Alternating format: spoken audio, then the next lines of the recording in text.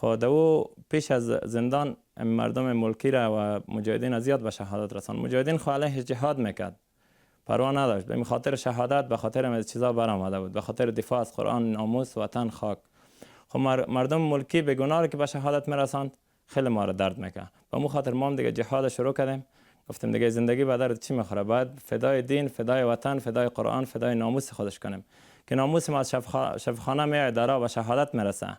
طفل نوپیدای ما به شهادت میرسه. دیگه زندگی به درد ما چی میخوره؟ دیگه ما هم جهاد علیه اشغالگر شروع کردیم تا وقتی که ما را گرفت ما را برد کمپین.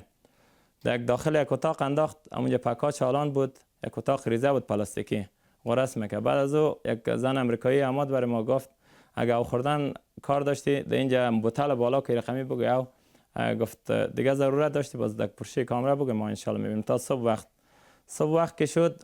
اما امریکایی یک دو امریکایی آمد ما را برد در یک اتاق بردم، کل لباسای ما را از جان ما در آورد، یک نکرد جان ما، از کل بدن ما عکس گرفت دیگه کرد. بعد از او دیگه ما را از این یک اتاق دیگه انتقال. از اتاق دیگه امریکا ما از ما پرسان کردن 6 امریکا، اما خانه ما را در نقشه آورد. هم فصل تابستان عکس خانه ما را گرفته بود، هم زمستان گرفته بود، هم خزان گرفته بود. خدا 4 فصل سال عکس خانه ما را گرفته بود. گفتی خانه است؟ ما گفتم ما. گفت نامت نقیب الله است؟ ما گفتم ما. به یک تخلص هم میگفت، ما گفت تخلص از ما نبود، به زور نمور سر ما قبول میکنه که شما این نفر هستین تخلص به نام سلطانی. گفتی تخلص شماست؟ ما گفتم نه.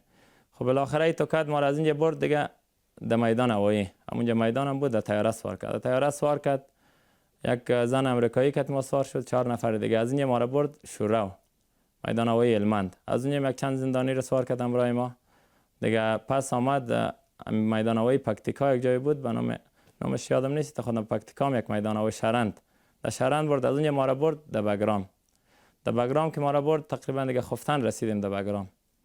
همونجا خیلی به بد حالت ما را برد، دستای ما بسته بود، پای ما بسته بود، گوشای ما را بند کرده بود، دن ما بسته بود دیگه. تمام بدن ما، سر ما خلطه سیاه را تا کرده بود.